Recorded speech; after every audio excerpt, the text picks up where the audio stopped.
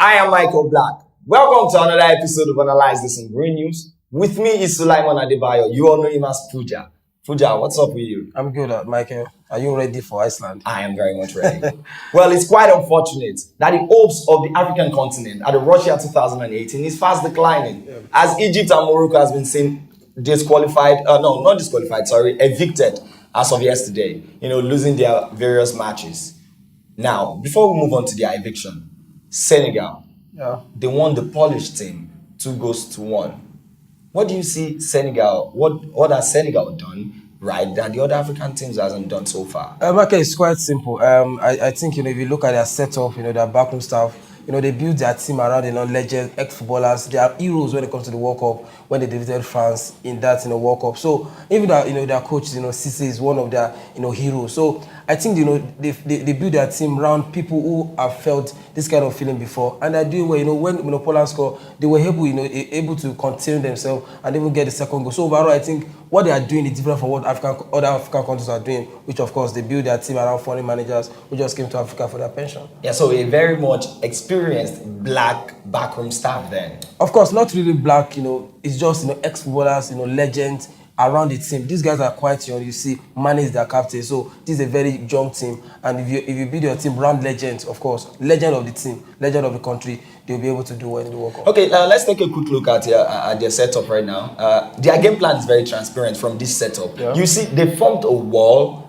at the midfield, making sure they want to block every threat coming through a lethal striker from Lewandowski and assisting him, Milik. And they did that quite well. They were so disciplined and so compact. Yes, it's simple, Michael. If you have their captain, Lewandowski, coming from the back foot of over 40 goals, last season, and even their qualifier, they have over 10 goals. You have to do like a block. If you look at it, a block in front of him, yes. And he couldn't even have less than 2 shots on target. So it's basically they understand the team well and they mirror their team to actually reflect what Poland is bringing to the table. Okay, yeah. Quickly now to Egypt and Morocco.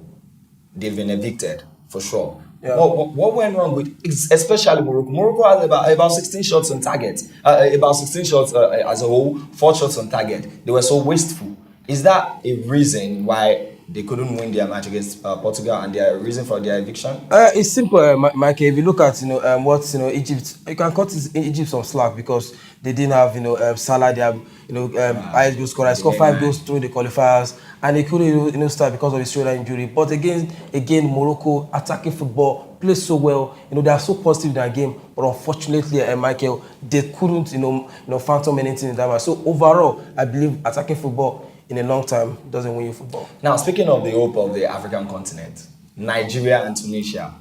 Nigeria's game against Iceland is a key determinant to know maybe Nigeria is following the trend of eviction or perhaps we're going to make it through eventually. Yeah. If you were to be in James Roy's shoes, this is the setup for the last game against Croatia. Yeah. What are the changes you're going to make? It's simple, Michael. If you look at the Iceland team, they are very tall, very huge, and they use that effectively against against Argentina. So I would basically use the back four because you stick with the back four. Shehu Abdullah is not that fluid when it comes to attacking football, but he's so defensive minded. So I'm going to stick with the back four. Okay, for Mikel, I would drag Miguel back to 4. Like Jose Mourinho said, he's a natural number 4. We don't have to push him to be a creative box because he can't do the running anymore. So I will still stick with Ndidi because of the interception, and overall I will use either Etebo or the vice captain, who of course have been confirmed again by Genotro as the vice captain, Ogeyo Nazi. So do the dirty work, in the middle of the park. Let Mikel be the leader, draw him back to the 4, and of course I would use